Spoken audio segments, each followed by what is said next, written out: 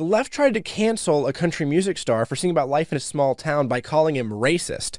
But two things happened simultaneously that I'd say they probably weren't expecting. One, it proved that really they're the racists. And two, it propelled them to the #1 spot on iTunes. All about this and more today on The Michael Wilson Show. From the American Beacon Studios, this is The Michael Wilson Show. So this song that we're talking about today, this country music star, is Jason Aldean, and he wrote a song called Try That in a Small Town. Now, I like country music. I actually like the newer form of country music, too, although I prefer older country. But I like the newer music. I like Morgan Wallen, Jason Aldean, So let's watch a little bit of this music video, and we're gonna figure out together if we think that it's racist. So let's watch a little.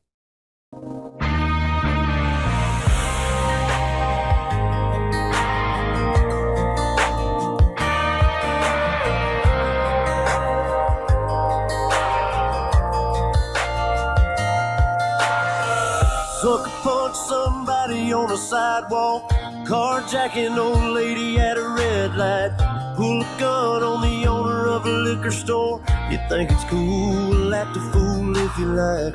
Cuss out a cop, spit in his face, stomp on the flag and light it up. Yeah, you think it's tough. Well, try that in a small town. See how far you make it down the road. Around here we take care of our own. You cross that line, it won't take long for you to find out. I recommend you don't. Try that in a small town. Okay. So if you're like me, you probably saw that and thought that's not really racist. It's just about growing up in a small town. You'd be right. Having grown up in a small town, you'd be right. Now, unfortunately, there are some rather what I'd call insane people who watched that video and instead thought lynching, racism, violence. That was the thought of what Jason Aldean here was promoting. This has been touted all over left-wing media, by the way. This is not like a fringe person just being like, it's probably a racist song. No. This is everywhere. Like, CMT canceled the dude, okay? This is everywhere. You know, Sheryl Crow. Every person on the left has had to do the virtue signaling thing and make sure that everyone knows that they don't like this guy at all. Because he's saying about how you shouldn't do bad things in a small town. So now he hates black people, apparently. I don't really understand the logic behind the claims. And no, by the way, no story has actually explained any of the logic. Like, not a single one. The only thing they do is name names. And they've been doing that now for like decades, right? Like, there's no longer any kind of even semblance of just explaining truth. All there is name calling. He's a racist. He's a bigot. He's a problem. He hates black. Like, that's literally, he hates people of color, not colored people, people of color. That is where we're at as a society, evidently. So there's also claims that building that we saw in that music video, that apparently there was a very popular lynching that occurred there like 100 years ago. My only response to that is have fun finding a place where something bad at some point in world history didn't happen. Like, if you actually believe that Jason Aldean was like, where should we record my music video for my new song? Find me a spot where there's been a lynching. Like, if you think that's what happened, I console your mental state. Like, I feel bad. Find a therapist or something, or don't. Therapy doesn't actually help. Matt Walsh would know that. Besides the point, get help. Because no, Jason Aldean did not try to find a lynching memorial site for his he just recorded a music video in front of a cool building. Like, that's all that happened. But of course, this is where the left takes it. There's also some claims floating around that this is so beyond. This shouldn't be funny. right? Like there's claims that Jason Aldean didn't grow up in a small town, right? Like that he grew up in Nashville and other big cities. And I want to meet the people that facilitate these claims. I want to meet them because I'd like to ask them if they think that Johnny Cash was named Sue as a boy. I'd like to ask them that. Typically, works of art are not indicative of the truth of someone's own life. Like if somebody's singing a song about anything, usually your first assumption is not, yeah, he must have been through that. He must, no. They're songs. They can express truth, certainly, and this one does. But if the argument against this song is that Jason Aldean didn't grow up in a small town, nobody cares, I don't think. No one that actually would have enjoyed this song or is enjoying this song cares where Jason Aldean grew up. I don't care where Jason Aldean grew up. I never would have checked. I don't listen to country music. I don't listen to any music and go, I wonder if this man has personally experienced what he is singing about. That's not usually a question that enters my frame of mind. And I feel like it doesn't really enter any sane person's mind either. But the left is not sane, so of course it entered their minds. I guess one of my other questions would be, what made this racist? Right? They don't explain it for themselves. They don't tell us. We've already been over that. So let's try to look into it. What about this could have been racist? Could it have been that they're thinking that somehow these things that he said are bad, like carjacking, robbing a liquor store, are those things, in their opinion, things that black people do? And so to say that we should stop whoever does those things is somehow to communicate that we should stop black people. Is that their opinion?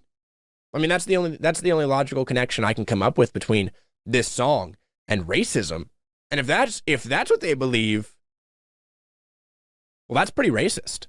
I mean, to say that somehow we've drawn a connection automatically between black people, carjackings and robbings, thefts, are those all committed by black people? I don't know. I'm not the one making the claim that the song was racist, though. So I don't really have to defend it. Yeah. So they've kind of outed themselves as racists by saying this song is racist. But it gets better. So maybe you've heard of the song WAP. W-A-P. Cardi B wrote this song. And I mean, it is a work of art. Truly. In the 21st century, I do not think I have ever heard a song more artfully written by any artist in any genre. Even if you compared it to other forms of art, I don't think there's been better art this century. I don't think so. Let me read some of the lyrics. It starts off by saying there's whores in this house, and that line is repeated 4 times. And then she sings, I said certified freak, 7 days a week, wet, A word, P word.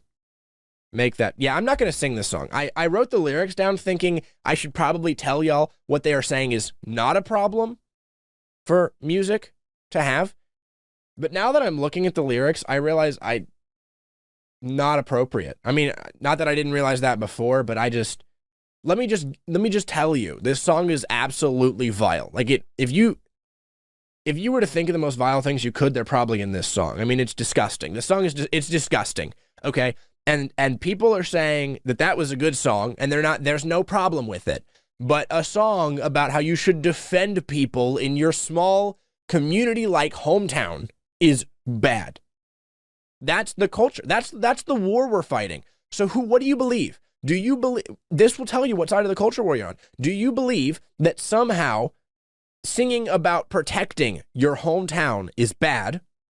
Or do you believe somehow that singing about your genitalia and how you use it on multitudes of men is bad? If you think that the small town song is bad and the other one is fine, please get help. it's just backwards. That's just backwards. Now, if you are of the ilk that would tell me what I just said was whataboutism, first of all, I hate that term, and I hate that term because whataboutism is fake news. One, for multiple reasons. One, you can't ignore, even if it is completely entirely whataboutism, you can't ignore it by calling it whataboutism. You can't ignore that WAP exists and that you have no problem with it just because you say, well, you shouldn't point that out. You should defend the point you're making and not revert to moving the point. Okay, sure. So that still doesn't change the fact that you need to, if you're going to say that WAP is fine and small town is bad, you should probably defend that statement because that doesn't really make any sense. Two, it's not even whataboutism because I'm defending the guy. I'm literally telling you why it's not racist and violent and awful, so I don't need to not point to something else after I've done that. I've already said this is not racist, and if you think it is, you're a racist. This isn't violent. It's just talking about self-defense and defense of your friends, your home, and your family. I've already done that. It's not whataboutism for me to then point out there is another problem. It would be whataboutism if I tried to ignore the problem and not defend it and not debate it and then point something. I didn't do that. Okay, so it's not whataboutism at all. And even if it were, you still have to address it. And they can't because WAP is disgusting and there's no addressing it without admitting that. So, but it truly gets even better because here is another clip from Jason Aldean. This is him at a concert where he spoke out about what was going on with the whole canceling nonsense. So let's watch that.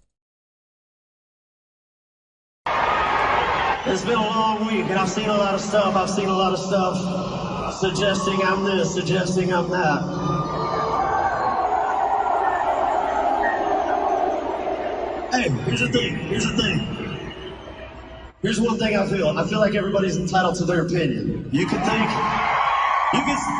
something all you want to. It doesn't mean it's true, right? So, what I am is a proud American. I'm proud to be from here.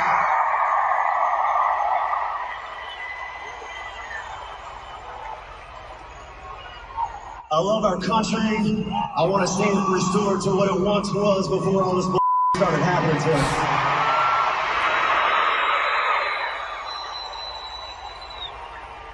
I love my country, I love my family, and I will do anything to protect that. I can tell you that right now. Amen.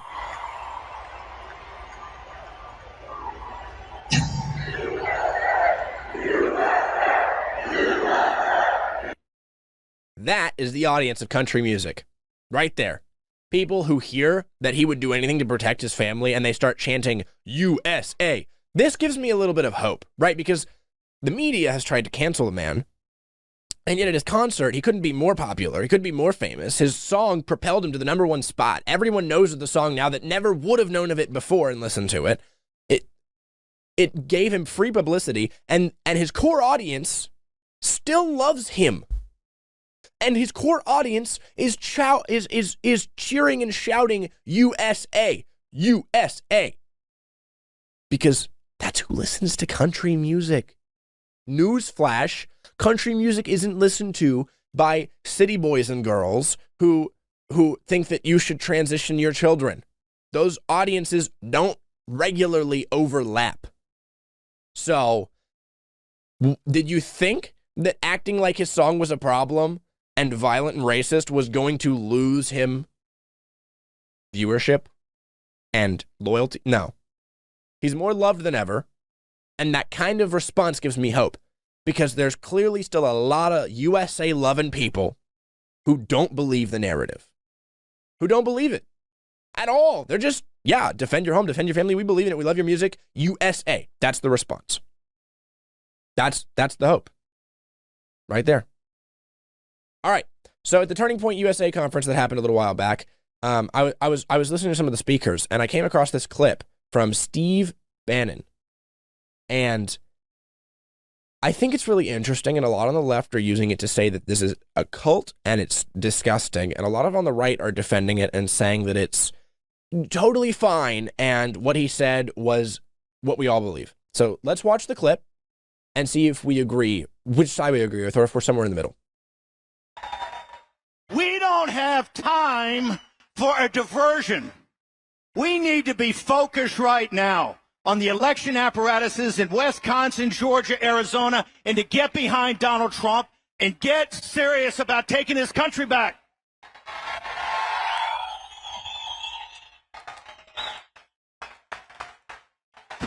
This is a crusade. This is a holy war against the deep state. Donald Trump is our instrument for retribution. See, I don't want to hear Glenn Youngkin in a vest. I don't want to hear Kemp with his George accent. I don't want to hear it. Yeah, but I don't know. Donald Trump is our instrument for righteous indignation. So as you can tell, there's a lot of back and forth on if this clip was a good, if what he said was acceptable and good.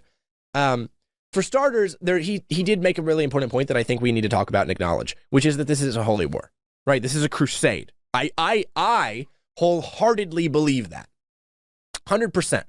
I mean, Ephesians 6:12 from the Bible says, "For we wrestle not against flesh and blood, but against principalities, against powers, against the rulers of the darkness of this world."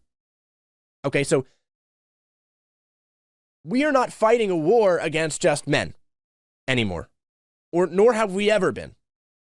If you think that all of the trans ideology, all of the morally corrupt hookup culture, all of the now need for the other extreme of red pilling, which is pretending that women have no value, if you believe any of those, and if you or if you've seen any of those, then you understand that this is not a war on just other people and other ideologies. This is a war against demonic evil forces that are propagating this, right? So when he says it's a holy war, it's a crusade. I agree. I 100% am on board with a crusade against evil. Absolutely. 100%. Do I think that Trump is the instrument of retribution? Probably not. Look, I'm going to vote for Trump. I voted for Trump in the last election. I'm going to vote for him in this election. More than likely. However, to pretend as if Trump is worthy of our instrument of retribution in a holy war against evil, Trump is definitely a good leader. He was a good president. But are we going to sit here and pretend like he is morally, not good enough? Because we're not, our worth is not based on our works. It's based on grace through faith alone. But are we going to sit here and pretend as though Donald Trump is the person we should choose if we acknowledge that this is a moral war? I mean, Donald Trump has recently come out and said that he doesn't care if men go into women's bathrooms, et cetera, et cetera. Okay, so Trump is not a socially conservative president. Yeah, I like a lot of his policies, but to pretend as though he's this socially traditional, theocratic person, he's not at all. So to use him as righteous indignation, I don't think that's right. And it kind of makes it sound a little bit like a cult. I'm not going to lie. Like I said, I like Trump, but the level of praise to pretend like we need an instrument, I think that should be reserved for God and what God decides to do alone. I think that I think that God could use Trump. I think that God could certainly use Trump. I think that I hope and pray that he will. But I think that labeling him our instrument of retribution is a little bit off the deep end. In my personal opinion, I got no hate for the guy that said it. He says a lot of smart things. I agreed with a lot of his sentiment. In fact, I really deep down agree with his sentiment, which is that Trump is the leader in what we are going to do to stop evil. I think that we do need a leader, and I think that Trump is probably going to step up and be that person. But I think that the wording was probably a little bit aggressive for who Trump actually is. All right. We got another story to talk about, and this one is a little bit on the comedic side. It's Mitt Romney, so we're going to make a little bit of fun of him. Let's watch the clip first, and then we'll get to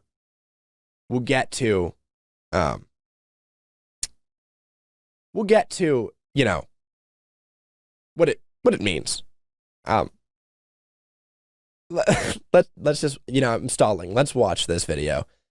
Well, as you all know, today is National Hot Dog Day, and perhaps you also know that hot dog is my favorite meat.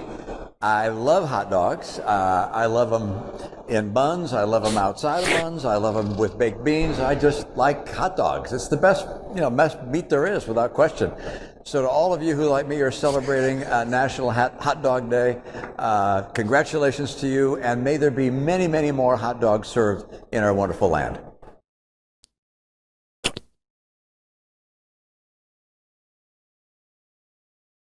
Mitt Romney's gay. 100% proof right there. Gay. First of all, let's start off by actually negating what he said. Hot dogs are not good. Rephrase. Hot dogs are not very good. Hot dogs are not bad. Okay? But they are known for being consistently, mid. That is to use, the correct wording. The hot dogs are known for being consistently mediocre. That's why we eat them. Because if you get a hot dog at your grandmother's house or you get a hot dog in West Virginia, they're probably going to taste exactly the same. Fully customizable, put on whatever you want, nobody will judge you. But if you're gonna say that hot dog meat is your favorite meat, dude, please eat more meat.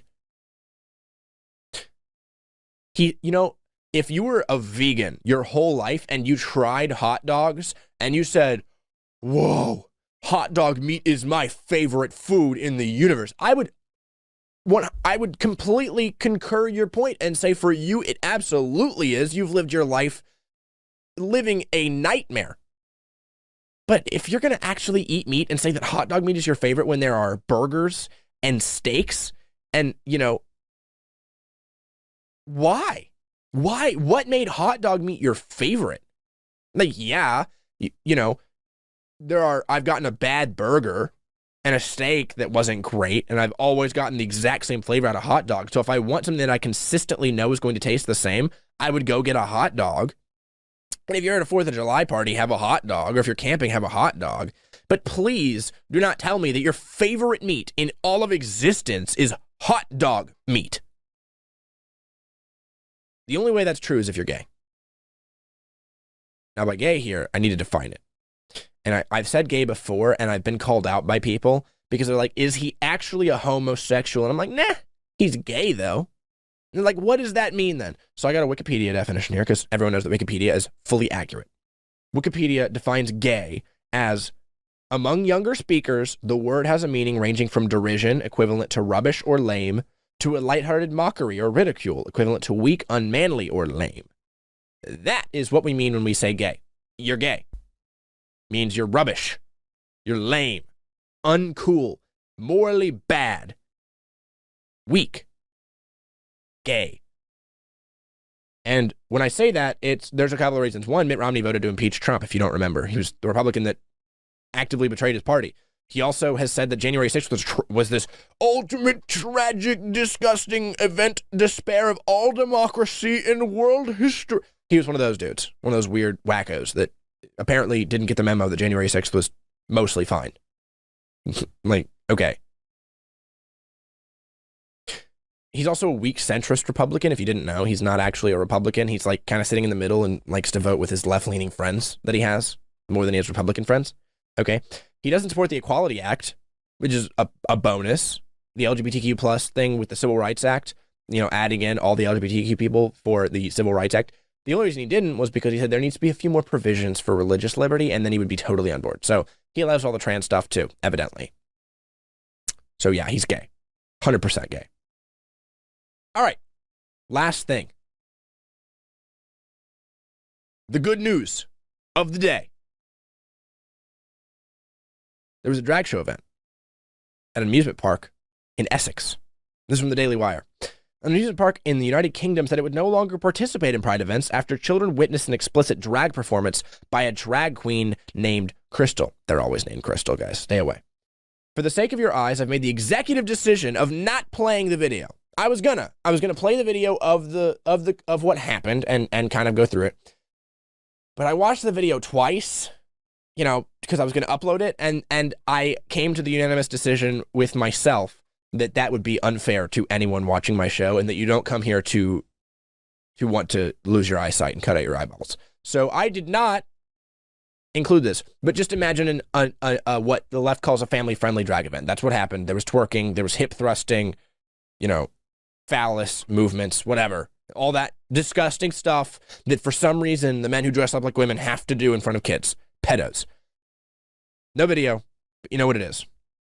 So in a statement, Philip Miller, who is the executive chairman of Adventure Island, the theme park where it happened, said there had been confusion as to what we would allow or not. He continued by saying the grinding act was most definitely a non-starter, as we are ostensibly a family park, and that is just not family entertainment. Rest assured, we will not be rebooking this act or participate in any future Pride events. It's just not for us. We tried to be inclusive, but it backfired on us. This is what we need. Because you have to understand, he didn't make that decision all on his own. Okay, here's what didn't happen. The drag show didn't happen. He saw a video of it and come out immediately and say, this was at my park. How dare this happen? That's not what happened. No, what actually happened was the drag event happened, and then parents started complaining publicly about it and saying it was disgusting, that they would never return, and the odds of people paying money for the theme park tickets went from yoop to meow. The guy realized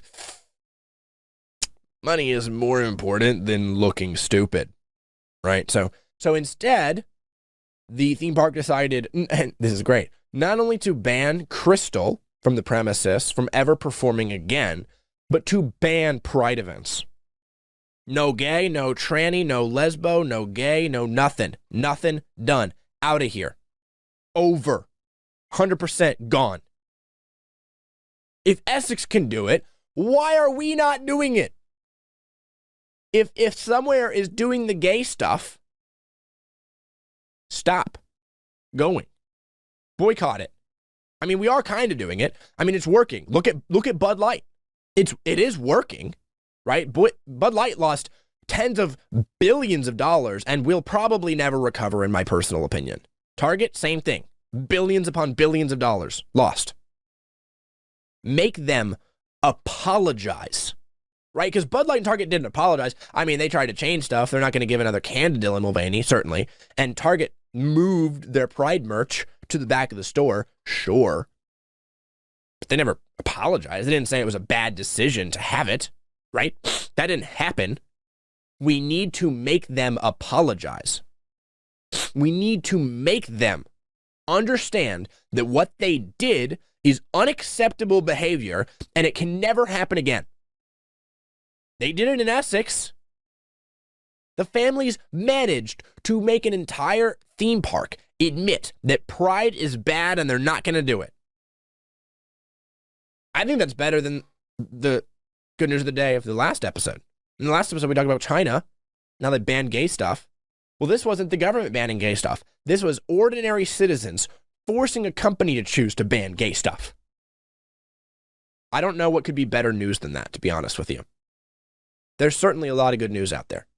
We as conservatives, and I'll say this almost every episode, as conservatives, we tend to see the negative and only focus on it. And that is because there is a lot of negative. Don't think that I'm saying that the world is a great, happy place full of rainbows and unicorns. It isn't.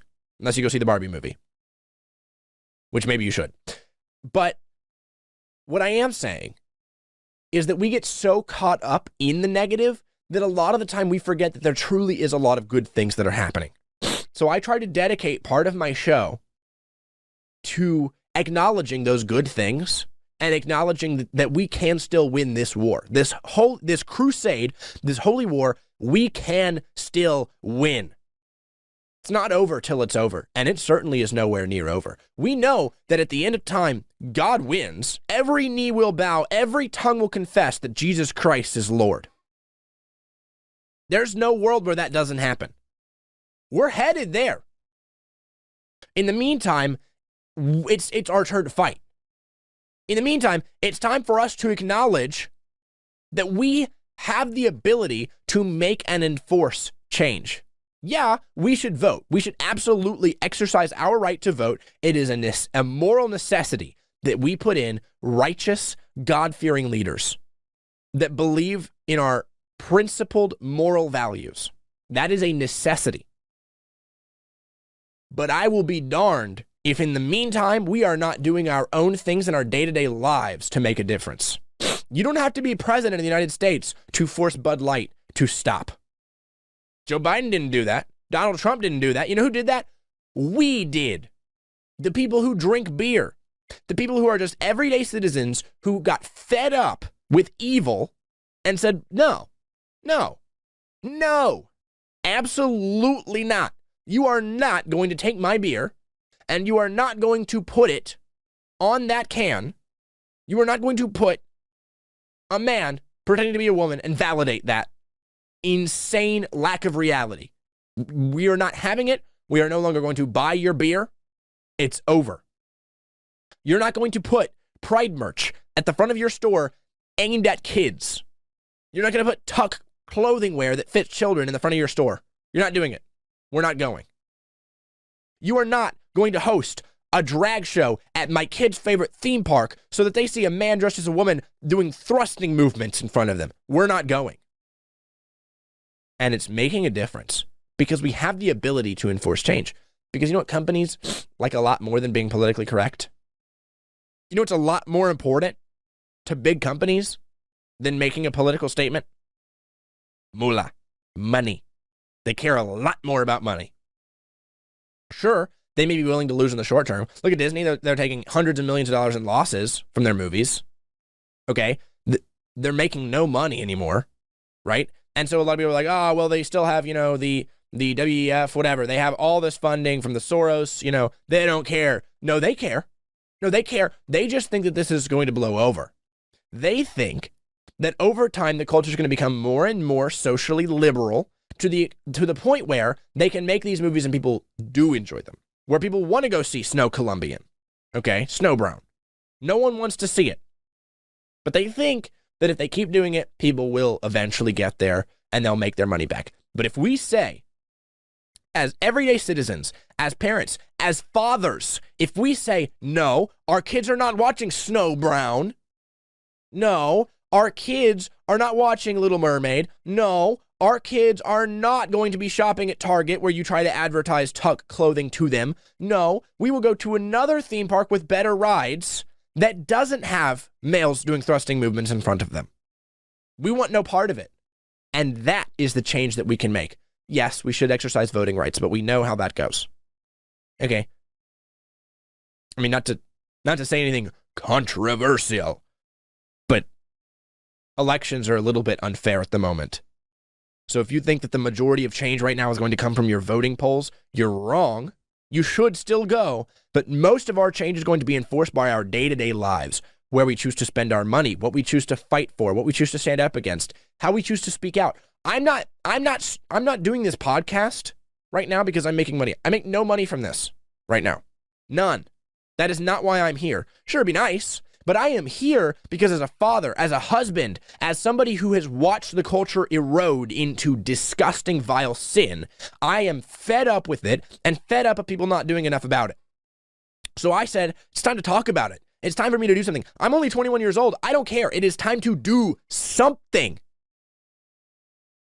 And that is why the good news is so important and to acknowledge it is so important.